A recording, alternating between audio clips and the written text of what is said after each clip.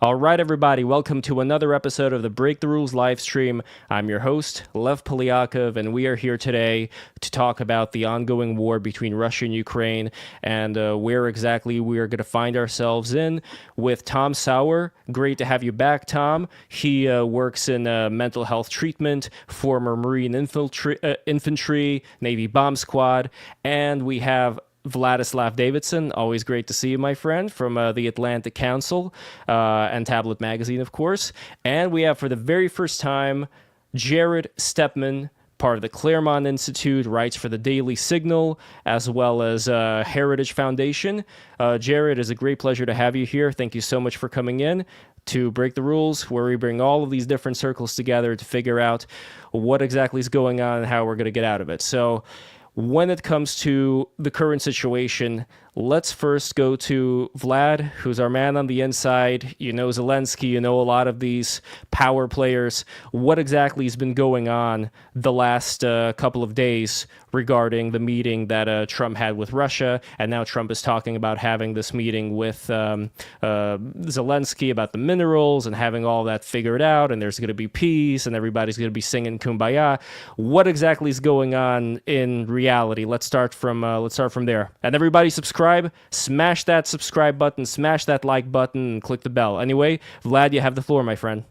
Hey, pal. So I'm talking about the military situation or like the diplomatic political situation? Let's start from the diplomatic situation and then proceed Yeah. on with the military. So Donald Trump was actually very serious, it seems, on his promises to really put a lot of political capital into bringing this war to a close. He has put a lot of effort into bringing the war to a conclusion, an armistice, a final end of claims peace deal. The problem is, it turns out that that's very difficult, and he now seems to be just gunning very hard for a 30-day ceasefire. So even getting a 30-day ceasefire has turned out to be incredibly difficult, with the Ukrainians being desperate for concessions on security guarantees in order to make sure that they're not going to get left out in the cold after all this is over, and the Russians actually just driving a really hard bargain for even a 30-day symbolic ceasefire, which both sides will promptly break 3 days afterwards, right? Even for something as small as a 30-day ceasefire along the front, all they have been able to agree on as of now seems to be a mutual agreement not to shoot at each other's electrical infrastructure and oil infrastructure and energy infrastructure. So the Ukrainians' infrastructure has been obliterated, frankly, to 60% of its capacity. And if they weren't using nuclear power, which is very difficult to blow up without causing nuclear explosions, all of it would be gone. Well, the Russians are very good at blowing up the transformers and the pylons and the rest of the electrical infrastructure, while the Ukrainians have become extremely adept at hitting the Russians' oil exports by throwing these ingeniously designed and engineered, very long distance drones which fly at oil refineries and oil bases and electrical refineries in faraway parts of Russia.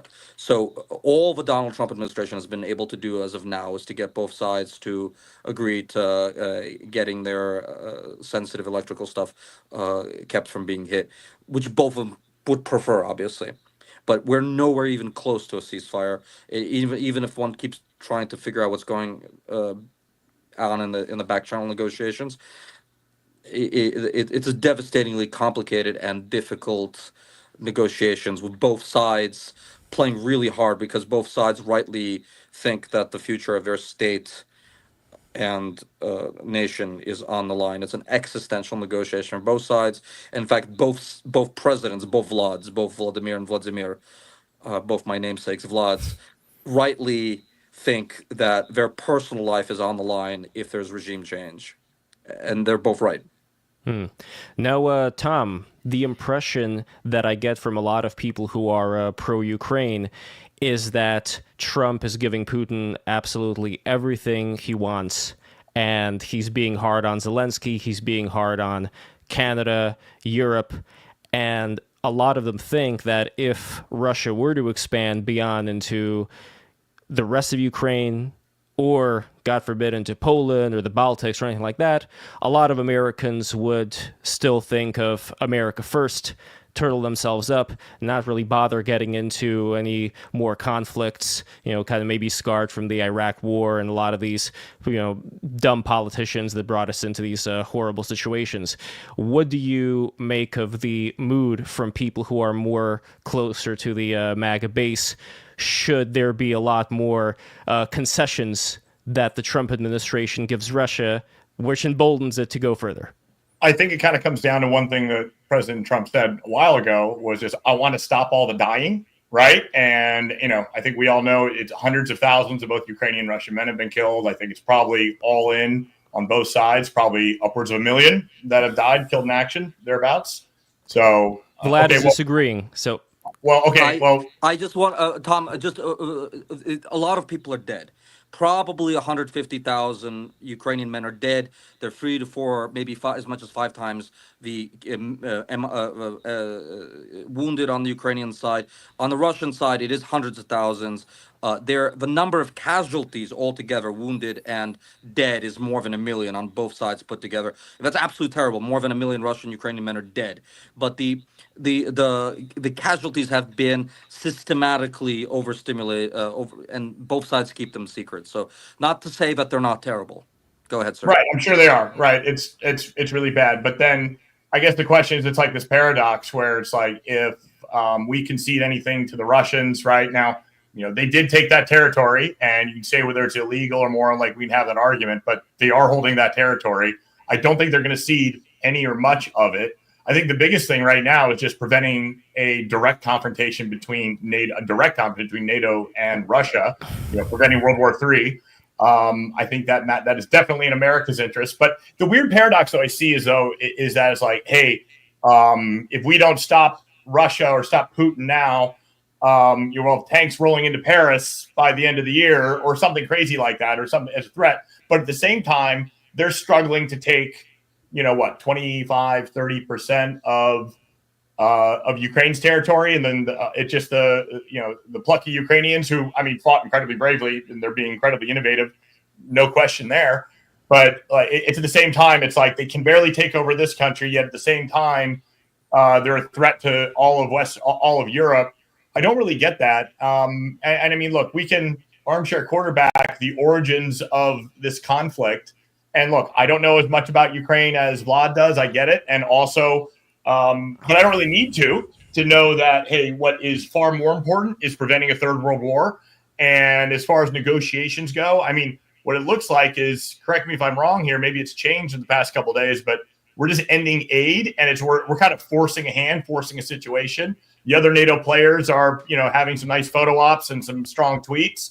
But at the end of the day, the rest of NATO doesn't have the capability or capacity to support Ukraine the way Ukraine wants to be supported, at least by the United States. So I think we're really just forcing something that's just going to happen here. And I think it's something that probably could have ended because, we all know, and Vlad might dispute this, but, a few months into the conflict, we had a nearly agreed upon ceasefire deal that got derailed later. Of course, I know. I'm sure it's Russian propaganda. I get it. Yeah. And so, I can talk to that, but that is a narrative. But go ahead, sir. Yeah, it is. That's kind of where we're at on that one. And so, it could have ended and could have saved an awful lot of people. And I don't agree with Mearsheimer on everything, but I think he's right on where it's going. Ukraine is becoming a rump state, and what's actually going to happen, I don't think anybody's really going to know. But who's really getting screwed out of this whole thing, regardless, are the Ukrainian people, and it could have been a whole hell of a lot less had we had a ceasefire. Almost 3 years ago. I want to get Jarrett in on this. Are the Ukrainian people getting the most screwed from this situation, or is it equivalent to saying the Polish people are getting screwed because in a theoretically different universe out there, right when Hitler was going into Poland, America started to bring its troops into Poland, and a lot of people would have said, no, the Polish are going to get screwed from, this bloodshed that's going on between, the Polish and the Germans. But anyway, Jared, what say you?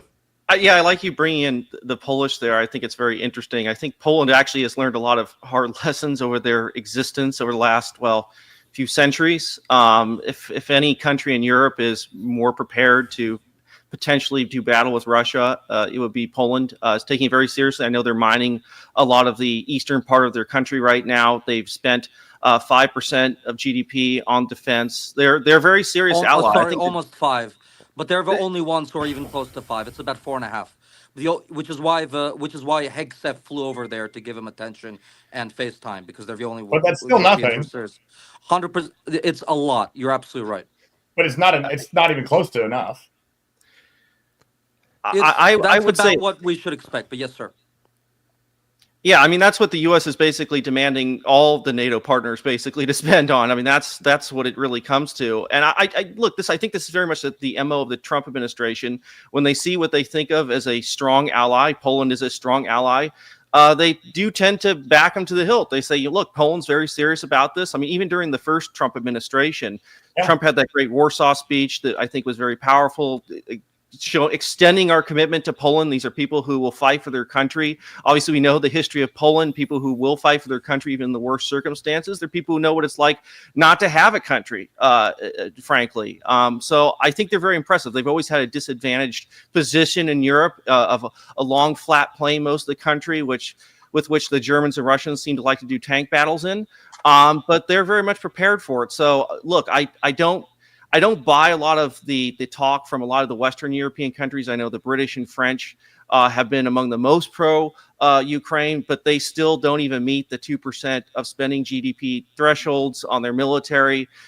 Frankly, their militaries could not sustain any kind of long-term conflict. I know they've talked about putting peacekeepers in Ukraine, acting as a tripwire. But then I think, well, what happens if that tripwire is actually set off? Do they have the capacity to actually go toe-to-toe with Russia? At the current state, I would say absolutely not, nor do they even seem to intend to be increasing their defense industries to the point where they would be able to do so. So, unfortunately, you hear a lot of talk from Western Europe about the need for increased spending and increased support for Ukraine, but we've seen very little of it, except for, again, a few handful of countries like Poland. But even the Polish, they're not really willing to actually engage in Ukraine. They're mostly worried about their own border right now. They're not actually willing to expend anything for the sake of Ukraine. And good for not only that, but Macron. I don't blame them at all. Sure. Jared, can I just respond to that very briefly? Sure. So, Jared, I'm critical of the Europeans as you are. They should be doing a lot more. Vance was quite right to slap them around at where was it? Munich. We agree on that. I wouldn't say they're doing very little. They're doing a medium amount. I mean, these are quibbling distinctions. They're doing their part. They in aggregate, all the European spending, if you put it all together, more than the American spending. The American spending is 30 or 40% of all the aggregate spending together. So the Americans are putting in 10 times more than any one European country. But if you put all the European spending together, it's more than the Americans by a little bit. But that aside, some European countries, i.e. Germany, completely unserious. Some of them, the UK, very serious. The UK does actually meet the 2% demand of NATO, but by barely. It's 2.3, and they're heroically raising it to 2.5 by 2032 or something like that. Whereas I told a British friend the other day, your government under Attlee, right after the World War II until 1951, had 10.5% GDP of military spending after the Soviet Union took half of Europe. So while the Brits are fairly serious, they have a very difficult economic situation. The Poles are serious, and I have to tell you, the Polish general staff is absolutely discreetly having conversations about being willing to put troops on the ground. There are a lot of very serious people in the general staff and the intelligence services and in the diplomatic and political corps in Poland who are willing to fight for Ukraine. They have about 250, 300,000 men at arms. The Brits barely have 73,000 troops, and it's going to be below 70,000 in about 2 years if current cuts are taking effect. Starmer doesn't have even much of a contingent force to send. So on this, we don't disagree, but they're trying, and this is not a reason to poo-poo them. This is a reason to make them do more. I mean, I don't think the Americans should pull out. We should just get the Europeans to do their part. One quick thing, what's disturbing me is that Macron is exploring having UN forces as an alternative to Starmer's plan here. What are we even talking about here? UN? Which is owned pretty much by China. It's like, this is ridiculous. That is ridiculous. But, yeah, but again, like when I hear things like that, I'm thinking, like, are these serious people? I hope they are. I hope this is just some kind of a bluff. But at the end of the day, Tom, what you're talking about is not that dissimilar to, and I'm not saying that you're saying this, but the sentiment seems to be like Casey Jones over here saying, imagine thinking any sane person wanting to die for the most corrupt country in Europe. The concern right now, at least for me, is not even, as much as I want Ukraine to win, it's not about Ukraine. It's more about, like Thomas Sowell says, there's no solutions, there's only trade-offs.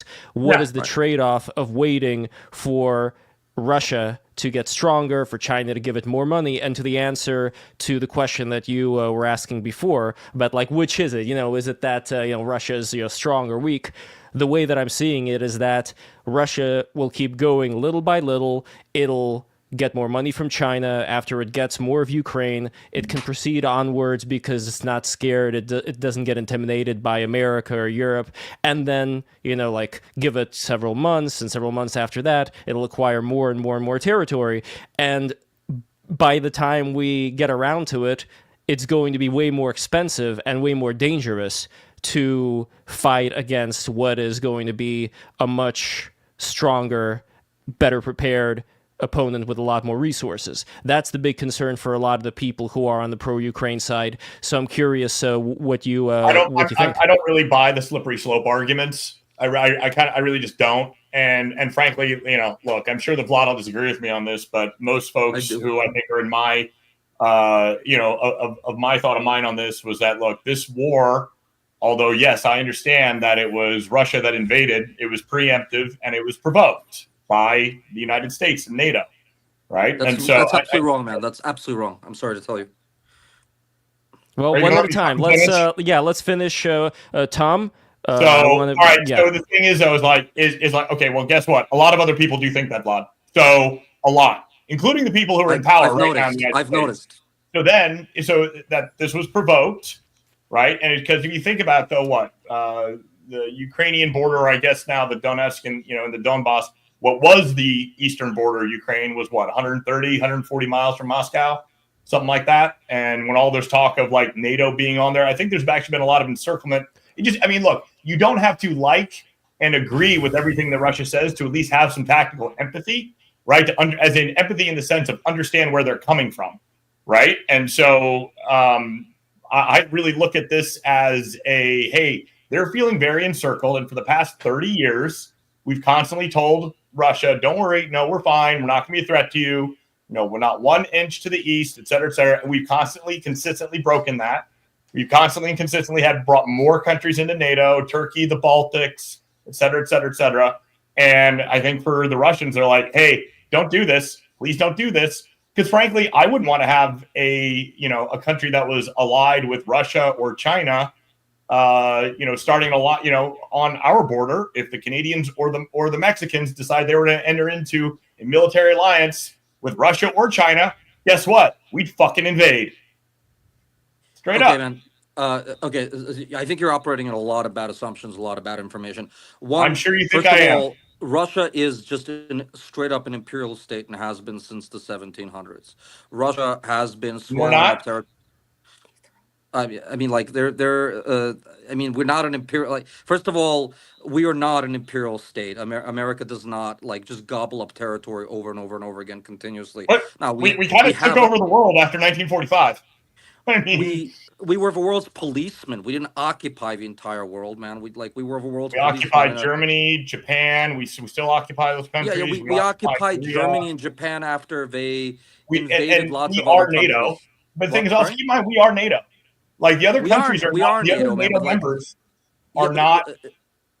yeah, I mean, but the fact that we're NATO is not a bad thing because NATO is a defensive alliance, while Russia has invaded basically every former Soviet bloc country that was not included into a security pact or the European Union after 1991. Moldova, Georgia, Russia Ukraine. invaded the Baltics.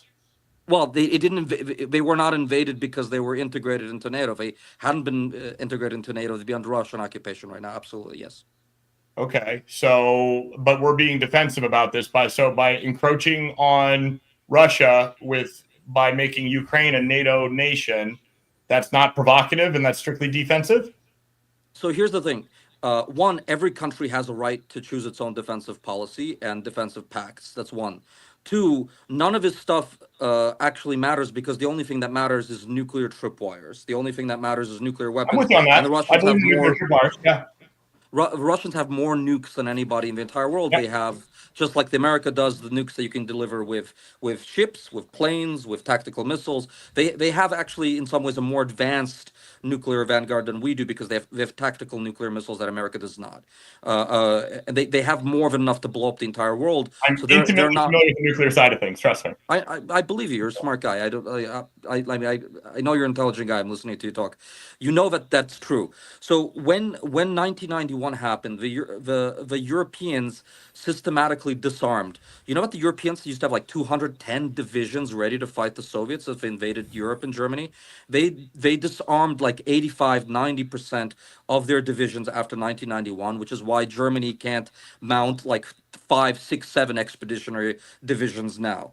So while the NATO border came closer to Russia, there were actually a lot fewer troops and a lot fewer tank battalions. And it's true that America has a couple of thousand Abrams tanks in Germany in case of whatever Soviet and post-Soviet or Russian invasion of Germany. But this argument that NATO is a threat to Russia is wrong on all sorts of levels, including the fact that Sweden and Finland joined since the start of war, actually making the NATO border with Russia longer by like 1,500 miles. So if you wanted to keep NATO away from Russia, this war with Ukraine brought Sweden and Finland much closer to them. The problem is, for us in Ukraine, that Russia doesn't want to invade Finland, which used to be in the Russian Empire until 1918. Has no interest in Finland, has no interest in invading Sweden. The last time Russian troops invaded Sweden was 1826 or 1827, if I remember correctly. The Russians no longer have territorial ambitions in Sweden and Finland as they used to have in the 19th century. They still very much want Ukraine to be part of Russian Empire. And this is just pure imperialism. This is just pure Russian revanchist imperialism. It's just all about dominating Ukraine and not letting it go off into. So do you think that? Okay, yes, so do you think that Russian? That Russian ambitions are to take Ukraine and incorporate it into the Russian Federation, and then that's it? Well, I mean, look, they would prefer to just occupy without paying the price. If they can have a Belarus model where it's run by a friendly proxy or friendly dictator, they prefer that than occupying it because that costs a lot of resources and money. If they could have just Ukraine be part of a wider pro-Russian Ruski Mir that they can dominate without actually having to put like 1 million troops on the ground. Is it kind of like what we do with NATO countries? Well, first of all, NATO countries ask to be in NATO, right? NATO countries that's a defensive alliance, and everyone actually, in fact, has to beg to be in NATO and actually prove that they're capable of being in NATO. Ukraine begs to be in NATO, but it's 10 years away from meeting the basic technical specifications. Even if it wanted to join NATO tomorrow and the Russians weren't a problem, Ukraine is a decade away from meeting the basic specifications on all sorts of stuff.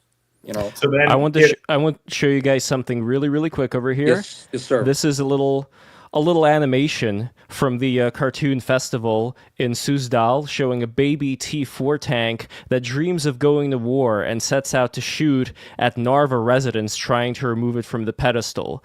So this is just an idea of the kind of stuff Narva explain where Narva is, why it's important, man. For our Wait, you American explain. friends. Lad, you explain. You explain Narva, man. No, Jared, you explain Narva. You explain Narva. No, you. Nobody knows. No, you're on. All right, fine. It's the Okay, it's a city in Estonia. Yes. And it's located in the Idra-Viru Valley at the eastern extreme point of Estonia on the west bank of the Narva River, which forms the Estonia-Russia international border. So here the Russians put out, a little kids' cartoon showing their... Lev, you missed one crucial point. Narva is Yes, sir. full of ethnic Russian citizen of Estonia. Mm. Narva's full of Russians with names like Lev and Vlad with Estonian passports. That's the problem of Narva. You get it? Mm-hmm. And there's a very good, actually, a movie about it too, called 1944, that was made. I think it's an Estonian movie, actually, about the battles that took place there in World War II. Very good, including some peculiar things like some of the troops who were fighting there, fighting first for the Wehrmacht and then for the Red Army, actually switching uniforms. Things were so crazy there. A very good movie. I highly recommend it. Certainly one of the serious battles in World War II that sort of gets overlooked because the Eastern Front is so gargantuan, but quite a bloodbath in there in World War II. And again, people flipping sides as two great powers are coming through an area that, a smaller, weaker power. So I had a great time when I was in Estonia. I was there, almost 10 years ago. I was there for a NATO conference. This is when I was still active duty. And there's this one big NATO exercise called Baltic operations there. Yeah. And I went to the planning conference in Tallinn, and I was I was newly single. And so at that time, my wife's in the other room here. She'll probably get mad. But anyways, great time. I was newly single, so I was like on the app. You had such a great time in Estonia. Why don't you want to protect it? Oh no, I think it was a lovely place. And actually, one of the gals that I met there and actually kept in touch with for a while. There are actually two in particular. Hope they're both not watching. But anyways, is probably not. One was Russian, ethnically Russian. And funny story. This reminds me, Vlad. And this is something you're very correct about. Her name was Tati. She was ethnically Russian. You're right. Not ugly. Anyways, but she was telling me how she said that she had a lot of friends in Moscow, and she'd go there quite a bit, visit friends. She was out there partying with her girlfriends, and then she's telling the story where she met her group of friends met a group of guys, and they were all Russian soldiers. And they asked him, "Where are you from?" And they said, "Oh, I'm from Tallinn, right, the capital of Estonia." And they looked at her like, "Oh, you mean the suburbs of St. Petersburg?" Because I don't know if you look at the map. I mean, it's like what, an hour, 2-hour drive. Well, we used to go to vacation. Like that. Yeah, well, because I'm from St. Petersburg originally, and my family and I, we used to go into the dacha, which was located in Estonia, because it was the USSR at the time. But when we were there, we found that the food was incredible. It was like farm fresh, organic food. Oh, it's great. And the people were really nice. But the thing is, I really think that a lot of these conversations, because we have them all the time here on BTR, I think at the end it goes back to a cultural disconnect. Because when 100%. I look at Estonian people or, Latvian people or whatever, like people who are, and Ukrainian people for that matter, when I look at them, I see people who are always yearning more westwards in how they act and how civil they are. And unfortunately, with the Russian side, I see a lot of really bad blood. I see a lot of people who are really angry at the world, want to destroy everything around, would rather their neighbor suffer than both them and their neighbor are successful. Like that really miserable mentality. And my fear is that when we're looking at Putin, American people may perceive him as somebody who can be, who can make some kind of deal with you, somebody who could be reasonable, somebody who has justifications for doing what he's doing. It's a real blood and guts type of thing, which I'm not really sure how we're able to communicate other than emotionally, other than just spending time with a lot of these Russian fuckers. 100%. And 100%. Tom, Jarrett, you guys are great. You're smart guys. You're Americans. You just don't get it, that this is entirely about empire. This is entirely about who gets to leave Moscow's orbit. This is Ukraine wanting to leave Russia, and Russia just wanting to beat Ukraine bloody. I saw the same. I saw the same when you mentioned with the Russian mentality. I actually just seen that now. Granted, small sample size, so I'll admit that. But I saw the same from Ukrainians I know. One of them was a gal I knew and I was single, but she was from the eastern part of Ukraine, so I think she probably identified more with the Russian side. I get that. And then the other one was actually my good friend of mine, been friends since childhood. Then he went in the army, he was infantry officer in Iraq. And interesting story about him, he's a foreign service officer, but he's a foreign service officer for USAID. So he got pink slipped recently. And but he lives in DC, but his wife is Ukrainian. So he was at the embassy in Kiev when right when the invasion happened, and he was telling me, he said that, like, hey, about 3 weeks prior, they said, hey, they're telling us all to evacuate and go to Moldova. Do you want to come with me? Because they're saying they're going to invade, but it's not going to happen. She tagged along, thought it was going to be for just a couple of weeks, and then sure enough, they invaded. And she never went. I think she went back once briefly to like pack a bag. And then after that, they stayed in Moldova. Then they went elsewhere in Europe. And then eventually, they got married. Now they live in D.C. So, my buddy's got his Ukrainian war bride with him living in D.C. these days. But I see that same mentality. And look, I understand. I get a lot of this is almost like practically blood feud. And I understand the nationalism side. I get it. But the thing is, though, is like I'm not as unfortunately, just like I'm kind of being a realist about this, is like I feel the moral argument, like I just don't like it's at the point where it's like the moral argument, sure, okay, like I don't necessarily agree with your point of view on that one. I'm kind of more a realpolitik guy, but hey, but let's say you're right. Okay. But at the same time, it's like, okay, but I would like to avoid a third world war. I would like to avoid, and I am kind of tired of the United States having to give infinity $1 billion to fight a war that is obviously probably like.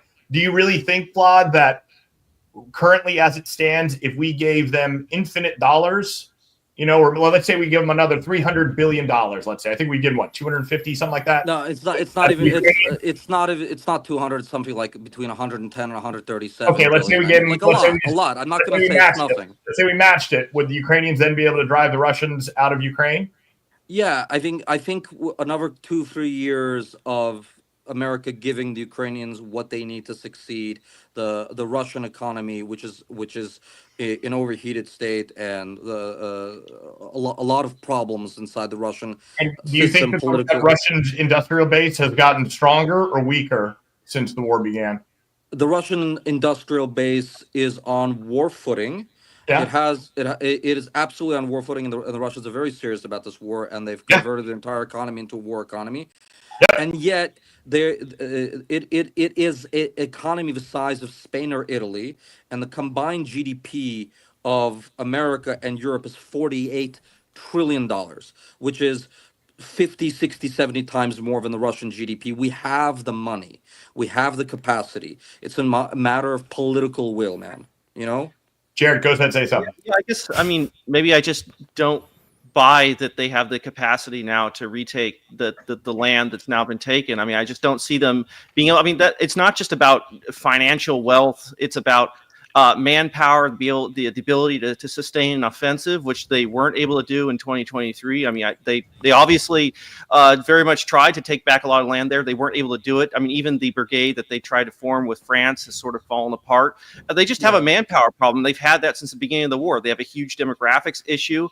They haven't brought those under 25 into the war effort. I understand the reasoning because they do have a huge issue. There aren't a lot of young people in the country. If they want a future, if they want an actual economy, those people have to live through this. That's just reality. But they were basically starting out this war near Volkssturm level. You have a bunch of old men now fighting these lines and have been for years. That takes more. It's middle-aged. I have to tell you, the average age of your soldiers 46 or 47 on the Russian side. That's fucking old, dude. That's really old on our side, 47 on their side, or 50 on their side now. Yeah, it's a war of middle-aged men at this point. Yes. It is, and it's so rare. It's so frankly, it's astounding this is happening. It's a very different war than what we kind of experienced in the 20th century. It has some of the dynamics of the large scale that we saw in mid-20th century, but the fact that it's being fought by a bunch of old men, that's absolutely nuts. But the reality is that the Russians still have a lot more of them to come. That the Ukrainians just have fewer, and unless they're going to get some kind of manpower infusion, I don't see them being able to sustain the offensives to take back the land that's been taken. Look what's happening in Kursk right now. It's really quite terrible. An operation that I think was ill-conceived from the beginning is not panning out. I think actually it ended up diverting more resources away from Ukrainians and the Russians, who basically just let the region fester since they took it, and then eventually brought in North Koreans and others. They really just didn't prioritize it. They prioritized central Ukraine, which again, that was the showdown. That's where everything should have been thrown into on the Ukraine side too. I just don't see any path forward where Ukraine can actually win this and take back land. Yeah, maybe Russia just calls it quits at some point because their economy implodes. Very possible. I mean, look, that could happen. That maybe just come out of nowhere. Their economy. We're hoping. I mean, with the right incentives and enough missiles and enough drones and enough help. Do we have enough? The thing is, do we have enough of our own industrial capacity? Like, we're running out of our own artillery shells. Like, we're depleting our own reserves. And it takes us time to ramp up our own capacity. I mean, for example, I got a buddy of mine who's in the Special Forces group, right? One of my SF buddies, Special Forces guys, and it's like they had some of their stuff, like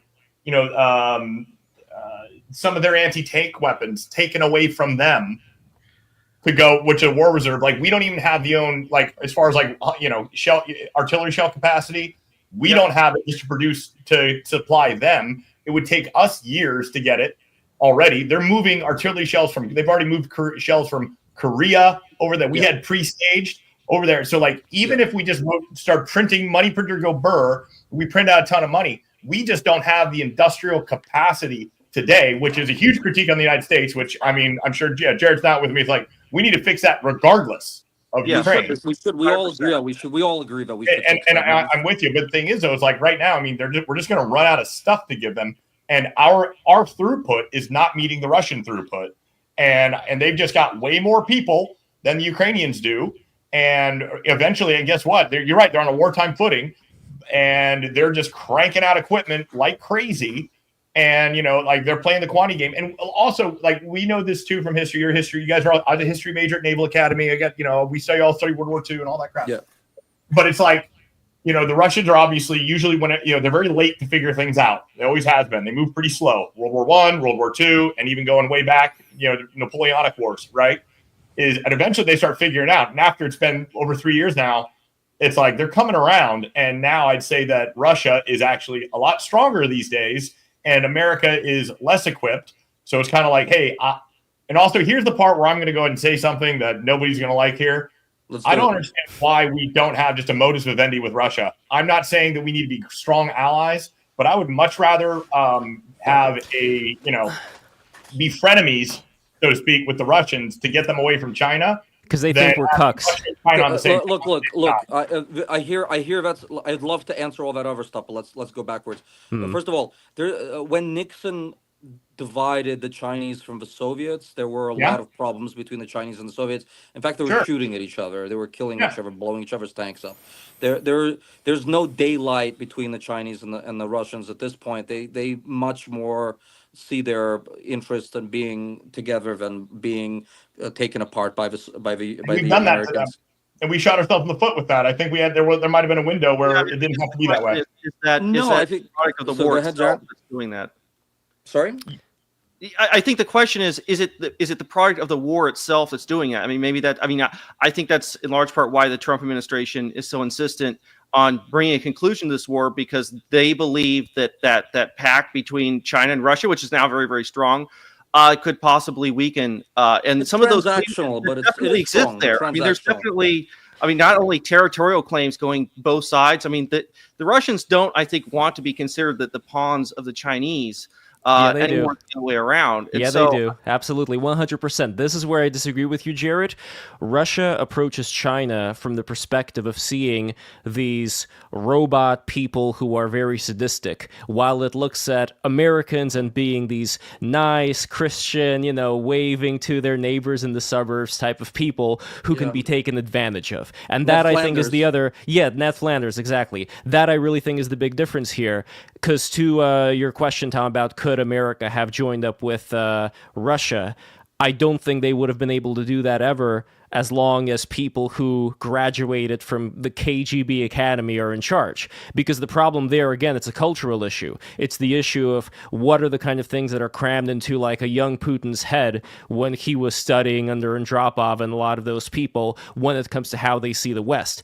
And my concern here is that part of the equation is never really taken into account. Just how much, all four of us, how much will we experience in our childhood and our formative years turn into, what we are today. I think that's absolutely substantial to this whole thing. And regarding Russia, the mentality, unfortunately, has been, back before, even the Soviet Union, when you had the czars, you had all these people who were under the thumb of the czars, all the serfs that were treated like farm animals, unfortunately. And before then, you had the Mongol Golden Horde, who had a lot of these people as slaves. So already they have this certain, acquiescence towards the Eastern people, if you will, when we go back to the Mongols here. And I think that when they look at the cruelty of people like Xi Jinping, of people that are willing to, nail their own people shut during COVID and not let them in. And sure, you could say, well, America and Canada, all these things, not nailing people's doors shut so they could, starve to death and all that. That's a whole other level. Well, if that's the case, then why did Russia and why did Putin ask Bill Clinton to join NATO? Why did he? Yeah. Why did Vladimir Putin ask Bill Clinton when he was president if Russia could join NATO? If that's why all true? Did he? Yeah, why? I mean, those conversations did happen. I mean, he wanted to be integrated. But I mean, if everything you said is true, Lev, about how bases like this fundamental animosity towards the West, okay, and let's just accept that as true. And I'm not saying culturally that's not the case with the Russian people, or I get it, or even most of like the Russian elite circles. Okay, yeah. Let's accept that as truth. But then, if that's the case, then why did Russia ask to join NATO? It was a flirtation. It wasn't actually serious. There was never a serious process. How do you know that? Well, in the end, Sorry? also, how do you know that? How do I know that? I mean, what makes you think that? I mean, it was. I mean, everyone knows it happened, and then there was a short. There was a conversation. I would the world be better if the Russians were not in like chauvinistic imperialists on the march trying to annex territory? Would be, but there was no. And if they join NATO, and then they were proceeding to do the same things that they did now, does it matter? It's just at the end of the day, a lot of these things, just like all these agreements between Poland and France, protect Poland, lest Germany invade, a lot of them came to nothing. So that's the other concern here. Like all these agreements that are done, they're just pieces of paper, just like unfortunately the Constitution is. And that gets I don't want to divert this conversation into Trump and the things that are going on right now, but that is a good example of.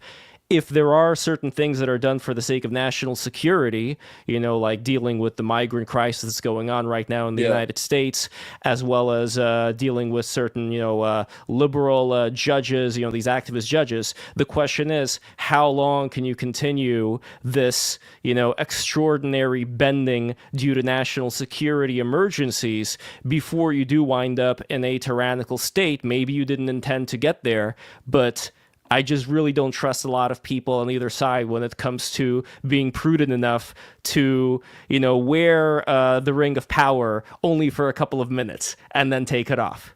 So what do you guys think is the proper end state, right? So if you were, if you were president for the day or whatnot, would this mean, and maybe this is more directed at Vlad than is it Lev, but if you had to say, okay, well, here's what the specific policy needs to be with Ukraine, does mean either we need to send troops to Ukraine to engage. No. I never asked that. Even the most Atlanticist, people never made that kind of ask. Right, but why? Why is that? It's first of all, we should worry somewhat about the World War III. I'm not saying that there's no risk. This is something that serious, sober people should think about, and people in the Pentagon, National Security Council should think about. And yet the Russians continuously bluff about escalation, and every time their red lines are crossed, they do nothing. It's happened over and over and over again. And we should, they respond to weakness. They escalate when they see weakness. They pull back when they see strength. They are paper tiger, minus the nukes. And they need to be told that they need to just step back. However this ends, I'm very well aware that Putin will announce a victory, even if it's a stupid victory, even if he has an illusory victory, he will still say mission accomplished. Right? That doesn't bother me that he says mission accomplished. I want the Russian army out of there, and I would like regime change in Russia, because as long as he's alive, this isn't going to end. This needs to. Who do you think is going to be better for? Is there somebody in Putin's circles that would take over? Would it be a U.S. friendly leader that would take over, or do you think it'd be even more of a hardliner? Like Medvedev? It doesn't seem like he's more of a hardliner. Medvedev is a clown, and he has You no can power give him ad hominems all you want, but I mean, like, what's I'm he going saying to there are do? more. He's a not serious person. There are serious people in the wings, both more pragmatic and more nationalist. But Medvedev is not one of them. And do you think Yeah. those people would actually have more of a détente with Ukraine and NATO? There are a lot of like, people in the Russian elite who are not happy, who've taken 30, 40, 50, 60% hits to their total net worth. There are a lot of people in the security services who are like, this is stupid, even though we can't say that openly. A lot of people in the army are saying we're losing this war, or have already lost it. There are some worse figures who would triple down and do mass mobilization. But for the most part, there are a lot of technocratic people in the Russian elites who, if they came to power, would not really apologize, wouldn't pay reparations, but would come to some sort of like. And how do you know that one of those people are going to, because eventually Putin's going to be gone sooner or later, one day he's going to die. How do you know that you're going to have the right guy take over and not somebody who's, not only more of a hardliner than Putin, but is also pissed off over the past several years of war? You know what? The problem with Russia is also the problem of the Soviet Union since 1928, was that Russia has 1927. Was that Russia, like the Soviet Union, has no transition mechanisms. Who comes to power next is almost completely random, as it was in the Soviet Union. So it's a big problem. I have no answer to that. No one does. But I do have an answer. Do you think if we kept fighting this war, do you think if we kept fighting this war or funding this war for the Ukrainians, do you think that the next person to come in, even if they were more moderate, you think that they, after all this, they'd be happy with and would be viewed by everyone around them as being strong or weak if they decided to pull back out of the Donbass and maybe give up Crimea? I mean, do you think that's something that's in the cards, even reasonably? Look, I know that Crimea is of a particularly emotional thing to Russians. To die for Crimea is to die. Russian literature and Russian history, I understand. Yeah. Not that I'm saying that Ukraine should give up Crimea. I'm not. That's not where we start negotiations. But to die for Pokrovsk is different to die for Crimea, for Russian intelligentsia history. The Tsar didn't have a palace in Pokrovsk. The royal family didn't take their baths in Pokrovsk. Russian plays weren't written in Pokrovsk like they were written in Crimea. I understand that Crimea is an entire different kettle of fish, and it would be very difficult to get back, and the thing where there's a lot of escalation issues. But on Donbass, on essentially Kharkiv, Kherson region, Zaporozhye region, pullback is entirely possible. Russians abandoned the territory that they took in Sumy and Kiev region already once. They're willing to pull back to defensible positions. There would be entirely plausibly a Russian elite that doesn't particularly want to admit defeat, but would be willing to make some sort of unpleasant deal with America and the West in exchange for normalization. Make sense? Okay. I mean, I get what you're saying. I mean, I heard what you're saying, but okay. I mean, I don't think they're ever going to send people to The Hague willingly. They're never going to pay reparations to Ukraine or stand on their knees and apologize, even though I think they should. They'll be like the Japanese in that sense. 100%. As an analyst, as a guy who's soberly answering your question about what will likely happen, I don't see that happening anytime soon. I just don't, right? There is another factor here which is important, Vlad, which is if Russia is castrated enough, like Saturn, when it comes to not having as much capacity to continue any kind of fight at all, that's a different story. And I understand, Tom, you're talking about the nuclear issue, which is extremely important. Please don't get me wrong here. But then there's also the question now of these trade-offs, where every step of the way, the more territory Russia gets, the harder it is going to be to fight it. And yes, I know you're not really a big fan of this domino effect, but what is it for you that stops you from considering the potential reality of this domino effect. Like the more land Russia gets, the more it's going to be secure and then keep going. And eventually America's going to find that now it has to either turtle itself up or fight with way, way more of its military budget, a force of, like Ukraine, Russia that has Ukraine, and that has much more support from China now, et cetera, et cetera. I think he's pretty much just said, one, he just said, and two, he hasn't really shown that he has the capacity. It's one of those things where it's like, the Russian army is so weak, and, apparently Ukraine has a 3-to-1 kill ratio allegedly now, which I've just heard. And so in some sectors, yes.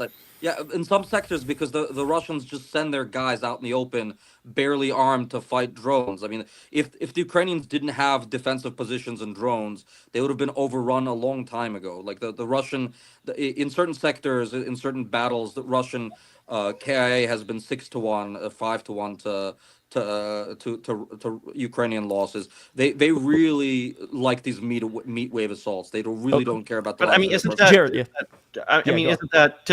They're waging most of the offensive operations. I mean, isn't that the reality of offensive warfare in this era? I mean, again, we saw what happened when the Ukrainians tried to wage a major offense. It was a very similar circumstances. I mean, maybe that's just simply the price you pay for waging offensive warfare in this era where the battlefield is extremely lethal. I mean, the battlefield is under total observation by all sides. Everybody sees a mouse moving on the battlefield. Anybody who moves across the battlefield is seen entirely, obviously, from space by both sides. There's no cover for anybody, especially in a landscape territory like Ukraine. So it's very difficult. It's a combination of World War I trench warfare, World War II tank maneuvering warfare, and World War III electronic warfare in very modern ways. And it's revolutionized warfare in the last 3 years in ways that we're only starting to understand. Well, let's break it down, everybody. So let's imagine Russia ends the war at the borders that it's currently at. Ukraine doesn't get to keep any of the places that Russia has already acquired. So let's say we have this theoretical truce. Let's start with Jarrett. What do you think is going to happen in the year as far as what cards does Russia have on the table now? Because you could say, well, Russia wants to be a good boy. It doesn't want, to make President Trump angry. But let's say it does. Okay, let's say it is okay with proceeding on. To Tom's point, can it proceed on if Russia is, so underpowered? So what do you see if you were the president of Russia at that point, Jarrett, and you had this truce now, and you're, not supposed to go further, but you could? How would you go further? Yeah, I mean, I think that they have real problems with their economy, with their even including their energy industry, which I think has actually suffered quite a bit. They've obviously taken enormous casualties in this war. Now, I think that to a certain extent, the trade-off is now that they have a more competent and capable military that's used to waging large-scale warfare. I still don't think that means that they want to plunge into Poland or take over the rest of Eastern Europe. It's certainly not at the moment. I don't think that they're even capable of waging those kind of operations.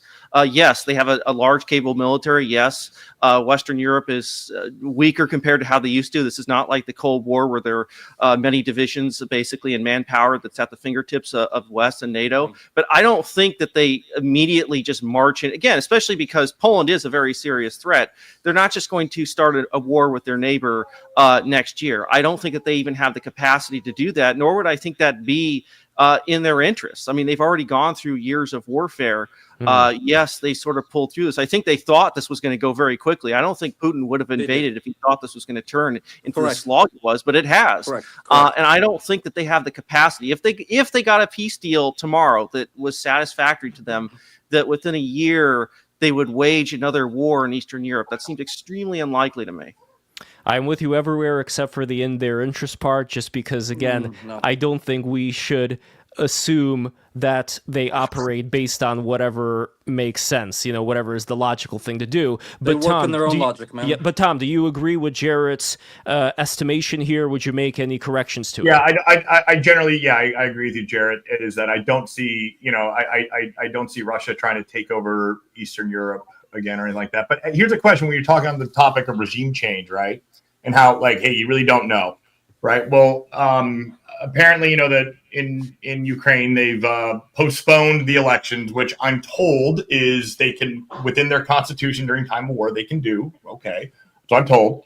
But Martial law. You can't have under Ukrainian constitution. You can't have elections during martial law. okay, got it. But like, okay, so eventually, though, one of the things that that the United States has asked Ukraine to do is like, hey, let's have some. You guys should have some elections and start having some democracy going on there. If there were an election, do you think that Zelensky would win it? So Zelensky is. It's very. I'll answer very quickly. It's very difficult to organize elections in Ukraine for all sorts of legal and technical reasons. It requires a constitutional convention with 2 votes of parliament about 6 months apart. It would require 3 months to study election law, 3 months to vote on it, 3 months to implement an election. Just if we decided tomorrow to start working on new elections, it would take 9 months to a year, 9 months, maybe 10 months to have an election. You can't have it tomorrow. Lots of Ukrainians are displaced. 40% of Ukrainians are IDPs. 9 million Ukrainians are outside the country. They would have to organize 14 precincts to vote just in London, 10 to vote in New York, 20 in Warsaw, 10 in. It's not really answering my question, Vlad. No, Tom, if you were made, hold on, Vlad. If you were made the minister of elections today, okay, and let's say, all right, screw these laws, I don't care about it, we're just going to do it the old-fashioned way. People go in and vote. All right, what is the technical process that you would utilize to get all the Ukrainian men, I'm not even talking about the people who are overseas, all the Ukrainian men who are stationed right now fighting to vote? How would you physically do that without allowing Russia to go further in, into these areas that are now not occupied by them because they're voting? 1 million guys on the front line, 800,000 guys in the armed services, 1 million guys everywhere on the front line. How do you even have elections on the front line without showing Americans voted while they were fighting in Europe and in the Pacific in World War II? Yeah, I mean, look, those were mailed in ballots. I mean, we held elections during the Civil War too. I mean, that was chaotic and a total mess. Let me get back to the original question. If there were an election today, Vlad, do you believe that Vladimir Zelensky would win the election?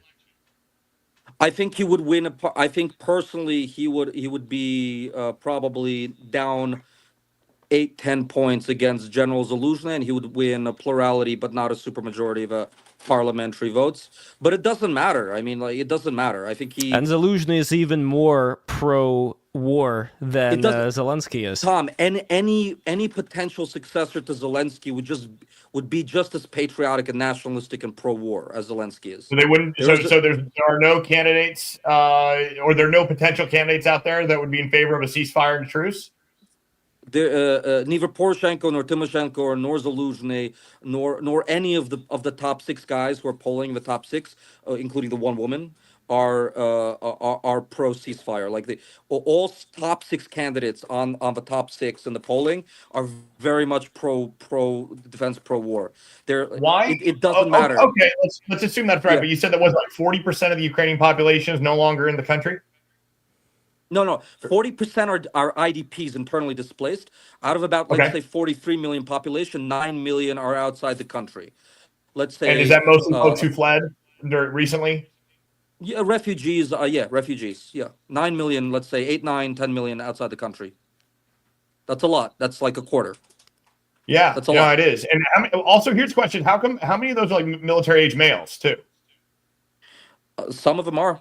Some of them are. I know people who are hiding out. Friends of mine. I meet in Brooklyn all the time guys who don't want to fight. There are people who don't want to fight. Just as like they're heroes, there are people who don't want to give their life for the country and don't want to fight. And I'm not going to shame anybody. I don't like. It's not my. That's their individual choices between them and God and their conscience. No, fair enough. I have friends who have family that are in Russia that left Russia because they didn't want to get drafted. I get it. Correct. Okay. Good. And I everyone who ran away from Russia because they didn't want to get drafted, those better that than they're like on killing killing Ukrainians. You know. But I do want to make sure we return to the voting question in terms of the voting question, physicality of it, Yeah. because we were comparing World War II. We were talking about the U.S. Civil War, that troops are able to vote then. Vlad, do you see any difference between the capabilities of having the troops, get the mail-in votes while they're stationed, at the warring areas there? I mean, look. I Ukraine? don't think Tom and Jared care about that. But if I've observed 3 Ukrainian elections. I know a little bit about Ukrainian election law. It's very difficult to have an election in the middle of a war without your guys getting bombed. Like sending the urn around and having people put the vote in. I mean, it's technically possible. Anything is technically possible. But this is a political question, man. This is a question of why does Donald Trump, who I understand that he wants to have a dirty peace deal. I get it. That's fine. Why get Zelensky? Like, why feel the need to intrude on internal Ukrainian political stuff, especially when there's no pro-Russian or pro-peace candidate, because all the pro-Russian politicians fled at the beginning of the war, and the ones like Medvedchuk are now prisoners of war. The Ukrainian population has been radicalized by the war. There's even in completely 100% free and democratic and open and right election, there's not going to be more than 5 to 12% of a soft pro-Russian vote in Ukrainian elections. A lot of those people are have really changed their mind after 3 years of getting bombed. You know. So there's Okay. they don't have the Russians don't have a constituency in the country anymore. Partly why they started this war was that they saw year after year their power in Ukraine decline. Year after year they saw their leverage on the country decline, and so Putin ultimately went all in. If he had started this war all in 2014-15, he would have won. He waited too long. Look, I mean, I honestly, at the end of the day, especially from the U.S. perspective, I guess I don't care about their internal dynamics of their political elections. I mean, I understand this is how things operate. The Roman Republic would appoint a dictator in times of emergency. If that's what they think that they have to do, that's fine. I guess we should, set aside like, oh, this is a grand crusade for democracy. Obviously, it's very complicated in that part of the world, and it's a crisis war. I wouldn't, as an American, I guess I'm not that invested in whether their system decides in a time of war to have a guy basically unelected. Understandable, Jared. Understandable. Yeah, and so I guess the larger issue for me in this entire thing is, how much is this in the interest of the United States to continue to back this I mean, that's the big question here for America strategically, for Americans here at home who, I mean, frankly, when they think about that part of the world, they barely know the difference between these countries and these peoples. These seem like a war that doesn't really involve the United States specifically. It seems like we have a lot of big issues, and we have a lot of big rivals across the world that is not just Russia, is China, which is a very serious threat right here, on the Pacific, and a very serious challenge. And we have other regions now, like in the Middle East, that are also aflame. I think there are a lot of Americans. I think the Trump administration generally doesn't prioritize Eastern Europe as much, maybe, as some would want to. Certainly, the people there. And maybe there's a strategic reason for that. I mean, that Europe has basically taken the peace dividend a little bit too far at the end of the Cold War. I think there's an obvious need now to increase manpower and increase the military. 100% correct. And frankly, I mean, I feel that's in all of our interests at the end of the day. I mean, if Europe can handle more of its security, that takes a lot of pressure off the United States to essentially step in. I mean, I understand some of this arrangement was because of the United States. We wanted to keep Europe to a certain extent within our zone of control. I mean, that's really what it is. We don't want a big, powerful Germany, but the U.S. has a lot of challenges now around the globe. We have a serious competitor in China, which is an economic giant that I think the United States has maybe never faced since the history of us becoming a great power. And a lot of focus is necessarily going to have to be on that. We now have our own limits and resources. We've obviously seen during this war the limits in as far as how much we actually produce, the grave situations. I mean, you were talking, Tom, about the reduction in shells and whatnot for artillery. I have a friend who's in the military, he's an artillery instructor, saying basically they can't have any new shells for training because they're all being sent to Eastern Europe. These have exposed some serious weaknesses in how the United States, our industrial base, our capacity to wage large-scale war for any more than a very short amount of time. These are very serious issues. I feel the United States, it's in our best interest to have essentially a pause at this moment. And I think the Trump administration is trying to move us to that. We need to have a pause, whether it be in Eastern Europe, whether it be in the Middle East. Now, right now, they're escalating that. But if we do want to be serious in the future to think about this strategically and the challenges we face, we can't be involved in every place at once. And I think that that's what we feel right now. We're being pressed, and maybe that's on the interest of communist China, Russia, Iran. Maybe they're acting as a great axis against us, but we have every reason to want to pluck some of those off and create peace in some of these zones so that we can focus on the very serious immediate challenges that we have. It would make a hell. I think you're right, Jared. I'm far more happy to let Europe, grow their own wings and be able to, fly and be able to take care of themselves. Because look, the actual reality of the situation is since 1945, NATO and much of the EU have essentially been, from a military geopolitical standpoint, have been tributary states, right? Which they really are, right? And they don't even have real true sovereignty themselves. So it's time for maybe they should start having. And when I say sovereignty, it's like, hey, can France attack Italy? No, they couldn't. Could France go to war with Italy? No, they couldn't. Why? We wouldn't let them, right? I mean, because you don't have sovereignty. You say, oh, well, it's an alliance, but it's really more of a network that's dominated by the United States and has been for a very long time.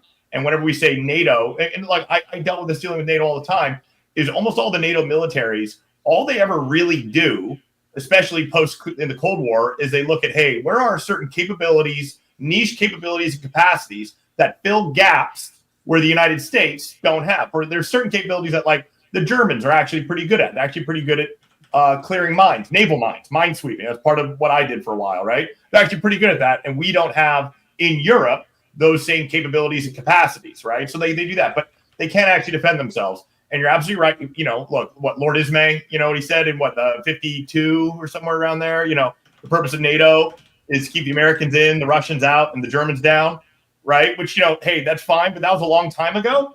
And I'm perfectly happy. And it's amazing too. I don't know if you guys ever interacted with other European militaries. Holy crap, they are bad. And I'm not saying, and I'm saying like at a certain level, subpar, bro. They're subpar.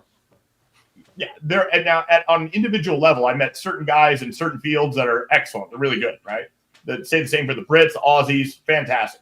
So the best guys I ever worked with are Australian. But I'll tell you what, though, is that here's an example. During an exercise, a NATO exercise I did, it was a 3-week exercise, but the problem, it's a war game problem, right? Where due to delays, the war game, the little war we were playing, ran late. The Bundeswehr, the German army, said, well, we know it's late, but we're going to pack it up and go home and leave the Americans and the Poles and together to keep playing. And why are you guys leaving? It was in Germany too. Weird, right? And they said, well, the army said, well, we have a contract. The union has a contract where stay out longer, out in the field longer. We have to start getting paid overtime, and the army doesn't want to pay it.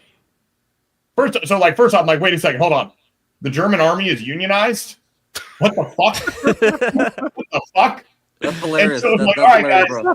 And okay, you guys go on ahead. We'll just stay out here and we'll fight your. The German army is very concerned about its work-life balance. There's so much luxury there. So much luxury. And that's the thing. And that's the biggest thing. And that's something that, frankly, Donald Trump has been talking about since before some of us were born. True. Right? True. Is other countries ripping us off, taking advantage of us, not paying their fair share, and that comes to trade, the military, and all that. We didn't mind it during the Cold War because basically it allowed us to run the show. Fair enough, right? But nowadays, it's like, no, you guys got to stand on your own 2 feet. And I'm actually really glad. And this is something that's going to force it because we've been begging everyone, can you please pay a little bit more? Come on, can you please hit 2%? Please, please, please.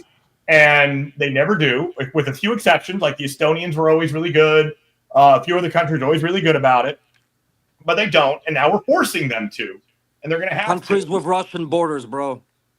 Yeah, hey, fair enough. And fair enough. right? That's fine. And guess what? I don't blame them acting in their national interest, right? Fair enough, right? Estonia should be Estonia first, right?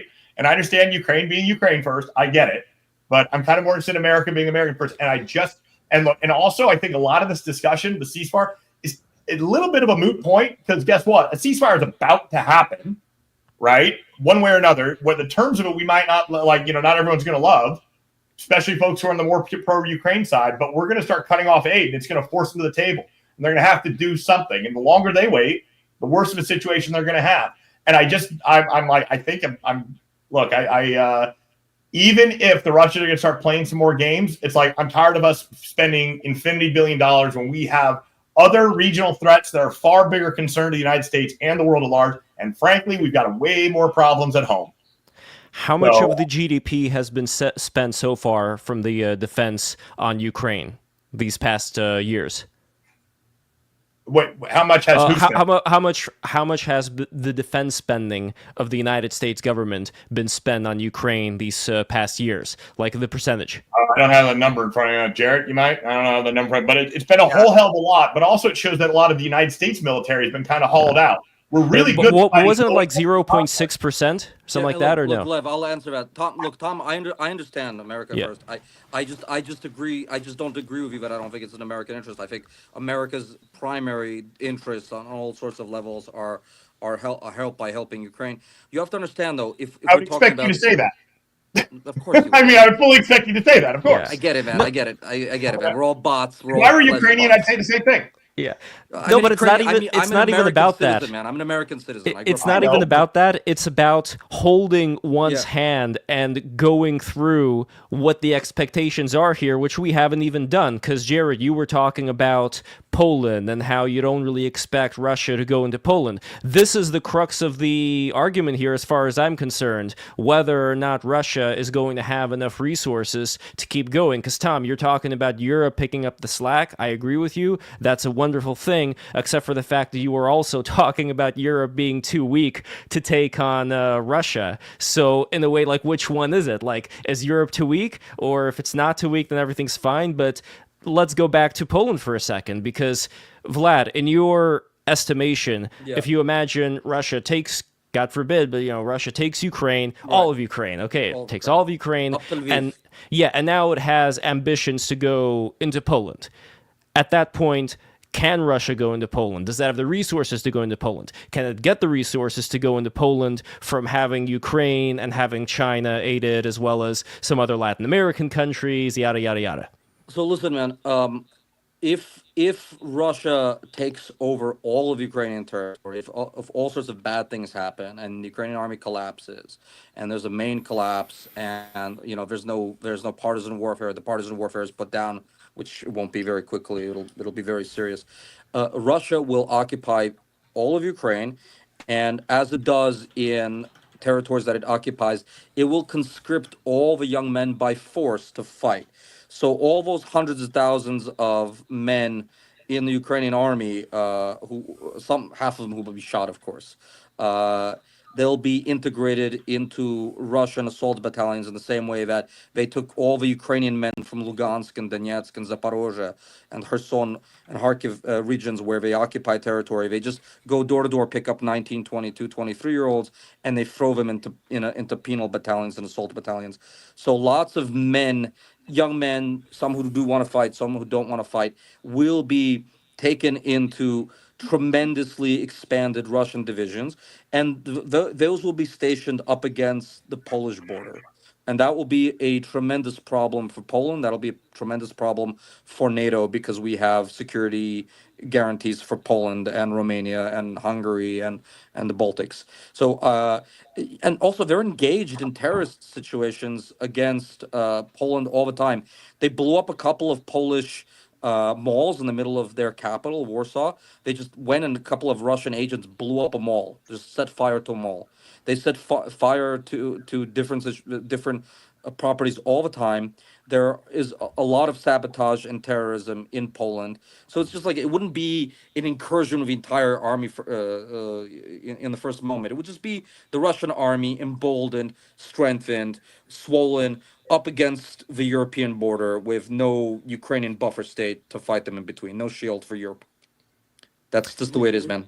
But that seems like more of, I mean, again, it seems like more that would be a long-term kind of status quo for a while. It doesn't sound like they would be, especially if you're saying that the potential for the Ukrainians to essentially break the Russians in the next few years, if they get more resources.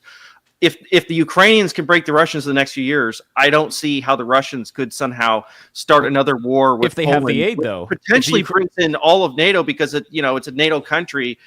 What that entails, I don't think that they want to step over that line. Jarrett, first of all, Ukraine is now the biggest, most battle-hardened, most serious military in Europe.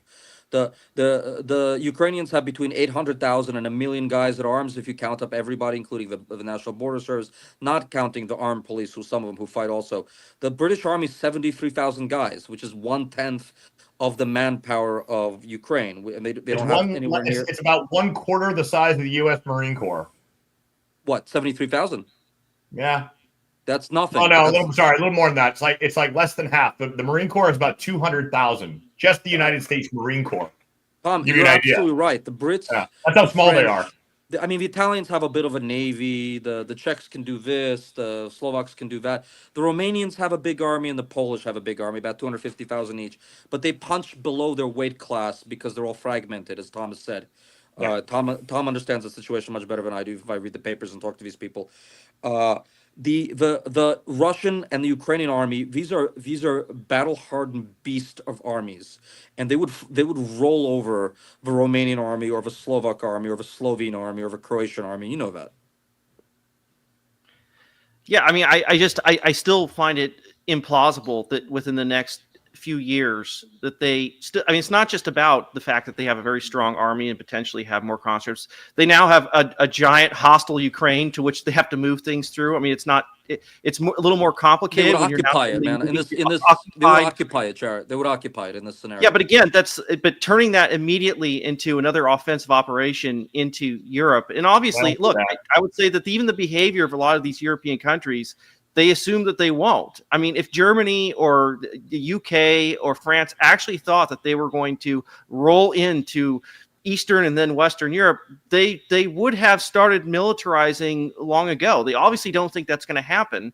Their voters are not serious about it. Their elites in some countries understand it. It's very difficult when you're a French elite. Macron it can't even get a pension plan through the intransigent French voters, let alone a remilitarization plan. Like you try to raise the pension age in France up to 62 from 61 and a half or 60 and a half. You have the entire country protesting. You think you're gonna mobilize remobilization, man? Yeah. I'm with you. I agree with you. But the French voters are a problem here. You have to understand that. Yeah. I mean, so much of this comes down to how much aid and how much firepower is given to Ukraine right now. Because according to Grok, at least in 2022, it was 858 billion, 43 billion in military aid, which was 5% of the defense budget. 24, it was 7.5% of the defense budget, and the estimated from 2022 to 2025 would be no, it says over here, I think 2.8 of total defense spending. I'm not exactly sure which period, but anyway, the point is that it's in the lower digits, the defense spending, and I understand completely, Tom, what you're talking about, but from what Vlad has been talking about right now as far as these realities, if aid is not given, if weaponry is not given, if firepower is not given, all of a sudden, if we do see this complete incursion of Russia into Ukraine, the ground gets incredibly shaky when it comes to the rest of Europe. And then we have this other scenario where now America has to make the choice.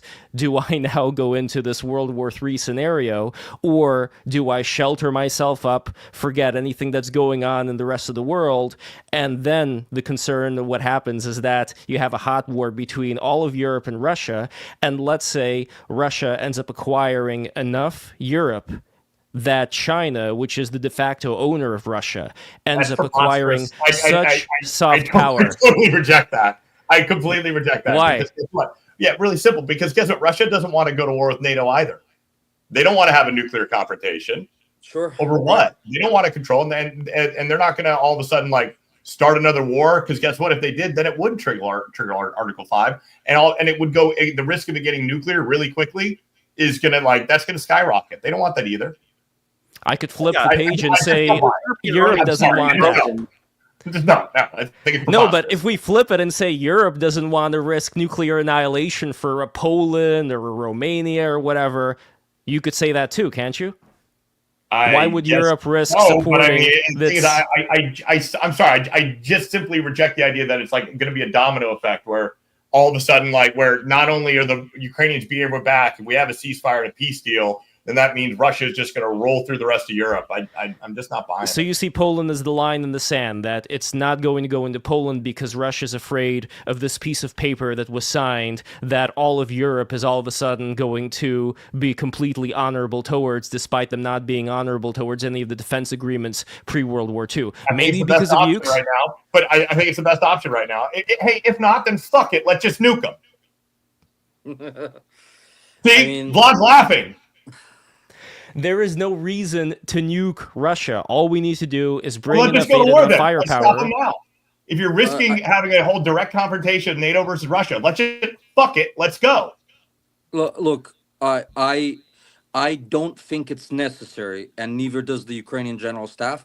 All they're asking for is what's been given so far: is intelligence, satellite support, tertiary capacity, secondary capacity, missiles, rockets, and anti-air defense. Just keep giving that. You don't need to get involved personally. They'll do the fighting themselves, To the last Ukrainian. I mean, the problem, Tom, is this: when you the phone's falling. When in regions that Russia takes over, we've seen this again and again and again. They execute all the military-aged men, put the other ones who are young enough to be brainwashed into their own militaries. They rape all the women, and they kidnap the children and give them to be adopted in Russian adoption agencies. We've seen this again and again and again. Anytime the Ukrainians lose territory, the Russians just do horrible things during the occupation. In Bucha, everyone knows about the Bucha massacres. I used to visit my friends in their summer house in Bucha. Bucha was an upper middle class suburb in outside of Kiev. It's where professionals, judges and engineers and lawyers had their summer house. The Russians got all the way up to Bucha. They occupied Bucha. There were 30,000 people in Bucha. They shot 1,500 of them during the 6 weeks occupation of Bucha. Every other town that they took, same thing. They shot 1,500 guys out of 30,000. They raped all the women, gang raped all the women, then shot them, and then committed terrible, terrible atrocities, kidnapped all the kids. When was this? Sorry? When was this? What do you mean? When? Oh, Bucha was during the Battle of Kiev. The Russian army swept in there out of Belarus. They got up all the way into Kiev, the northern suburbs of Kiev, and then when they pulled back in after 6-8 weeks, Bucha was freed by the Ukrainian army, and then they found all the body bags and just mass graves. I mean, Mariupol. Honestly, things are there photos of that around? Of 1,500 people that were shot? I don't know. I'm just asking. Maybe I've just been brainwashed by my they're photos. I don't know. Dude, just Google it. Just Google the photos of bodies in Bucha. Just there are people flying next to their bicycle. They're just riding up and down the streets of Bucha, just shooting people. The Russian army is quite brutal, and they just shoot first and ask questions later. Sounds like it's a Marvel movie. So the Ukrainians are just the good guys and they don't do anything wrong. They're the Ukrainians are ordinary people and they have. It sounds like a Marvel movie, guys. Look, we got to start wiping away all of the leftist Disney-fied bullcrap, because the problem is that all this time, Tom, we've been in this Hegelian dialectic, thanks to Biden and all of these non-binary influencers around him. That 100%. The real problem, I'm not saying for yourself, Tom, but for a lot of Americans right now who want to put America first, as do I. In the long term here, they do associate the Biden administration, all this woke bullshit, with Ukraine, with putting the Ukraine flags on people's profiles and all of this 100%. stuff. And the big problem here is that I can understand the perspective if people aren't aware of anything else that's going on. Obviously, they'll see, well, Trump is against Biden, Biden's for Ukraine, so why should we support Ukraine? But all of this is fluff as far as I'm concerned. Not what Vlad was talking about. Bucha is absolutely horrible thing, but I'm going to take the morality of the situation completely out of the room. As far as I'm concerned right now, I'm not going to attribute any sense of morality to any of the decisions that we're making right now. Right. What I am going to focus on, once again, like a pit bull that's just, grabbing onto this thing because it always seems to, fly by like a fairy, fly away from us, is the question of whether Russia's going to go into Poland or not. Jerry Mack over here, good viewer of the show, friend of the show, says the following: Russia wouldn't have a nuclear confrontation, just some uprising of Russian speakers in Estonia or conservative uprising in Poland. So everything we're talking about right now, it all goes into this. This is really the only thing that matters in this entire conversation as far as I'm concerned. Whether or not Russia is going to go into Poland and the Baltics, whether we can show that it has the capability of doing so. If we are able to show beyond the shadow of the doubt, like Tom, if we were like in trial right now, if we were lawyers presenting our case, making our case, there is nothing more important right now for the MAGA base, for the people who want to put America first, because this is where it matters. If it does turn out to be something that you would be convinced by, and Jarrett, you would be convinced by, then that's it. You know what I mean? Like, it's that serious. And that's why this is extremely important for me, because I don't want America to suffer. And I don't want Russia to keep going. And I know that you don't think it will, but it really does come down to whether or not they would have the capacity to go into Poland, whether Article 5 is even going to matter at that point, or whether, like Jerry Mack said over here, they could just do like some Russian speaker uprisings in Estonia and conservative uprisings in Poland, whether they're going to be able to have enough soft power to put some of their own people in during that point. You know what I mean? Like, all of this is extremely important. Nothing else matters. Really, nothing else matters, because everything else is just rotating around this core point. So I don't know. Jared, what do you think? I think a lot of that comes down to how much we prepare and how much we are prepared, and our European allies are prepared too. I think that's what a lot of this comes down to. Yes, we don't. There's like a veil of ignorance there. We don't exactly know what the Russians are going to do. It's very hard to decipher exactly what they're going to do. I don't personally believe that they're going to go into Poland, but there's a larger deterrence if the United States and European countries, not just Poland, but a lot of those Western European countries, prioritize defense, prioritize rebuilding their industrial base, showing that we mean to, if we end up in a big war, that we have the sustainability in a big war. Because I think right now we don't. Frankly, we're looking more like the Wehrmacht in World War II, where we don't have the industrial base to do what we actually wish to do at this point. I think that's been a big part of the Trump advanced kind of platform. It's like, we need to build more ships. We need to strengthen our Navy. We need to strengthen all these different things that are essential. And we need a brief moment, a pause to do so. And I think it's in our interest right now to have peace in that region if it's possible. I think the Trump administration has prioritized it. And we need to continue to think about our defense, because we've let it go lax. I mean, the world's changed quite a bit since the end of the Cold War. Even the global war on terror is not going to be anything close to an actual peer-to-peer fight. It is nothing like it's something that none of us have ever experienced in our lifetimes. We should hope that we avoid that. We'll avoid that by being stronger ourselves. And I think the equation maybe is that simple. Here's my final question to all you guys. Oh, go on, Tom. So we're very good at fighting insurgencies, counterinsurgencies. We've gotten really good at that. I actually think we might need to apply some of that south of the border. But that's a different converation for another day. It's related though. Putin's been helping bring some migrants in there. I got the wife yelling at me, huff and puff.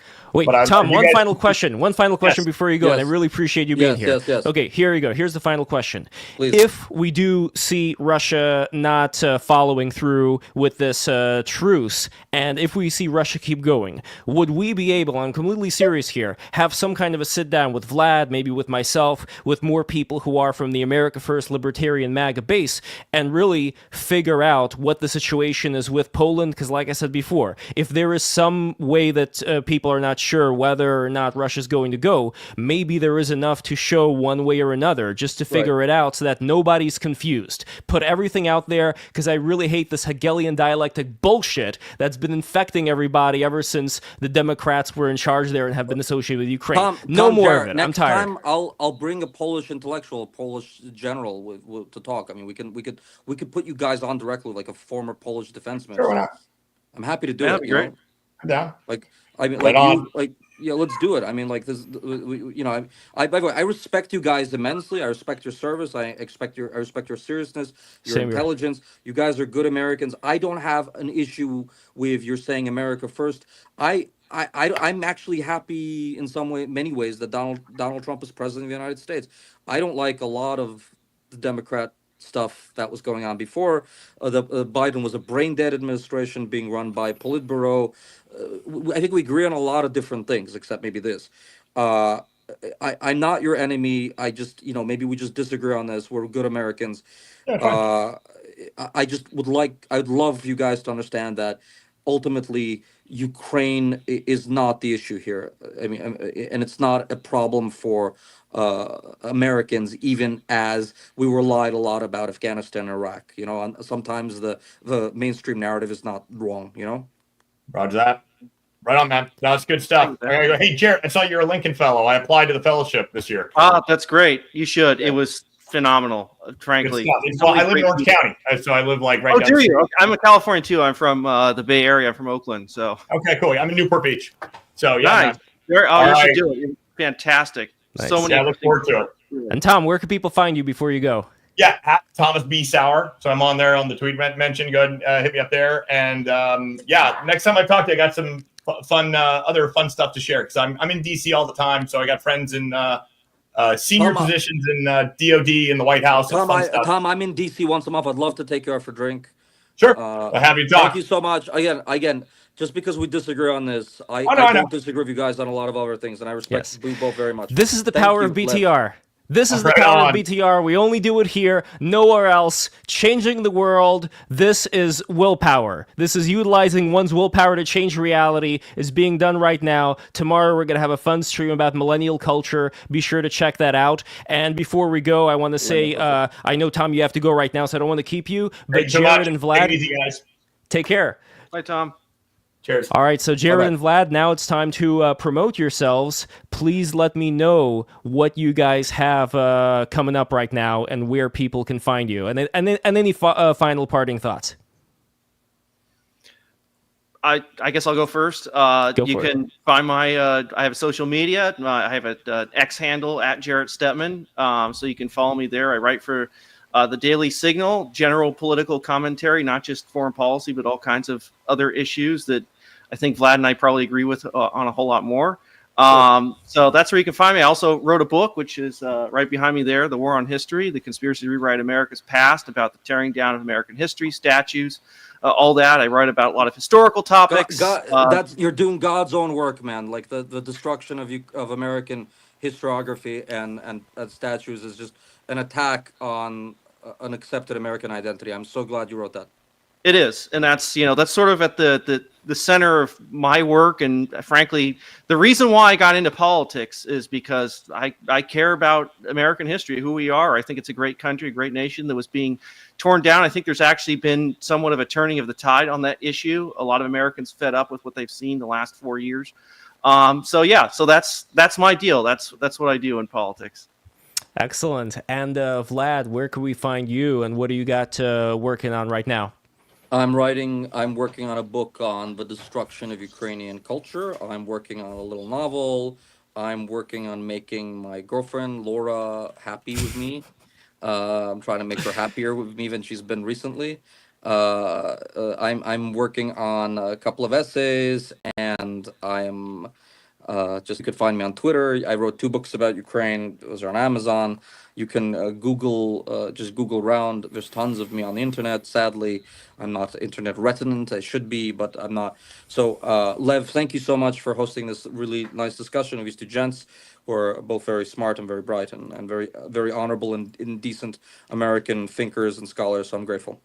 And we are not done yet. If you guys go to biltongusa.com, I am very hungry right now, and I'm going to eat some biltong after this. I highly recommend you guys, if you had not tried this delicious South African dried meat. Yeah, you had some at my place, Vlad. They have Biltong beef over here. I ate it all. Look, they even have a Biltong bouquet, which, Vlad, you can get this for Laura. I bet she would love the Biltong bouquet. Biltong bouquet. I don't know, Jarrett, you could get this for Inez as well. I don't know if Inez is a fan of dried killed meat, but there you go. And guys, if you use code BTR10 at checkout, you are going to get this extremely delicious Biltong. My personal favorite are these Angus Biltong sticks. You could just chew on it, like the cows chew on the cud, but you could chew, on the cow. The full circle, the full circle of life over here. So code word BTR10, do that. And also jamandbeancoffee.com. That is another sponsor that we have. Highly recommend you guys go there, jamandbean.com. Here, I'm going to do one more little presentation thing for you guys. I highly recommend this coffee. It is the best coffee that I have ever had, and they are working on the BTR blend right now. I have to choose still like the flavor that's going to be the closest to the energy of the show that brings everybody together. But highly recommend you go there for the coffee and their delicious organic loose leaf teas. Once again, the code word BTR10 at checkout. jamandbean.com. Go there. Here, I'm going to put the link in the description. And lastly, listen guys. In all seriousness, if you care about this, because I think this is absolutely rare, the fact that this isn't just a live stream. We are changing history. We are changing how these things go through being able to have people have a good faith discussion about this and figure out, not like a bunch of egos battling it out for supremacy, which is a lot of fun, but actually getting to, getting to the nitty gritty here. I'm here to talk to, I could be, it's Friday night. I could be doing anything else. I'm here to talk to intelligent representatives of the movement that I disagree with on this one particular issue because I care about it. Like Jarrett, like Tom. These are good guys. I just happen to disagree with them on this one thing, which is why I want to talk to them in good faith. And I'm grateful to Lev for bringing us all together. So thank you, Lev, and thank you to the Bean people and the Cud people. And if you want to support the show, patreon.com/breaktherules. Become a patron today. You are absolutely not going to regret it. Why? Because we're going to have a Jason Giorgiani video coming out next week, only for patrons in the beginning, for the live stream section. So you guys are going to have a chance to ask Jason any questions you happen to have. He's so much fun. He's so much fun. Yeah, absolutely. So patreon.com/breaktherules, become a patron and you will get that. But also, Vlad, don't forget, we had a New York City show with Jason Giorgiani and yourself with a live audience. And same thing with Curtis Yarvin. We had Curtis Yarvin in the studio in New York City. If you guys want to be there physically in the studio, if you're around the New York City area, all you have to do is become a $20 or more patron of BTR, and you are guaranteed entry, as well as having a very nice after party afterwards. As soon as it gets warmer, the roof is going to open up. Vlad, you've been up to the roof. It's a beautiful nice roof, right? It's a very nice roof with a nice view of New York City. A lot of good drinks, a lot of good times. Everyone should join, become a Patreon, and then we can afford to buy Lev, Jarrett, myself, alcoholic beverages. So guys, thank you so much for watching. Patreon.com. Make sure to smash that subscribe button, smash that like button, the bell, click the bell. That's very, very important. And we'll see you tomorrow. There's going to be an early stream, 1 p.m., talking about millennial culture. Be there or be square. Take care, everybody. Bye-bye. Bye-bye. Bye-bye. Later, guys.